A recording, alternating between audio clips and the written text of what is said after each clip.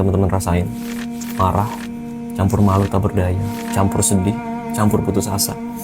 Ngelihat apa yang terus-terusan terjadi di Gaza. Di depan mata, 17 bulan, 50.000 korban. Dan tanpa satupun negara yang bisa menghentikan. Rasanya campur aduk.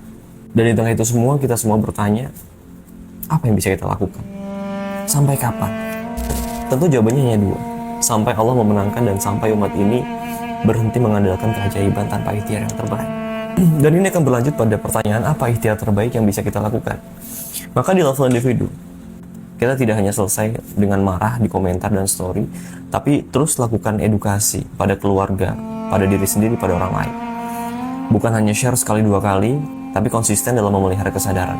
Kuatkan boikot terarah, jangan berhenti donasi, dan langitkan doa setiap malam. Lalu kita sebagai bagian dari masyarakat juga punya peran yang bisa kita lakukan.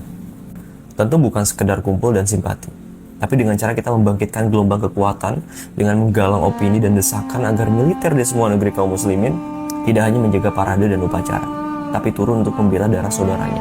Kita rancang dan buat opini sekuat mungkin untuk tekan diplomasi, paksa para diplomat untuk bersuara agar tidak hanyut dalam politik dagang dan isu murahan.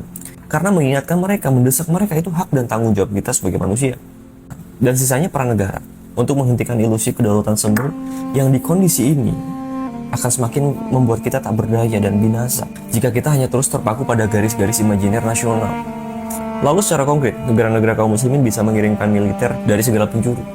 Pakistan, Mesir, Irak, Lebanon, Malaysia, juga Indonesia. Dan semuanya itu antara individu, masyarakat, dan negara itu saling terkait. Maka sebetulnya dimanapun kondisi kita, sesempit apapun ruang kita, sekecil apapun pengaruh kita, selalu ada porsi yang bisa kita isi. Dan dari miliaran porsi kecil yang terus kita isi, maka akan terbentuk satu kekuatan yang luar biasa besar. Dan buat teman-teman yang juga pengen ikut kontribusi, bisa translate video ini ke semua bahasa, sebarkan, terus hidupkan, dan jangan biarkan Gaza jadi sekedar berita.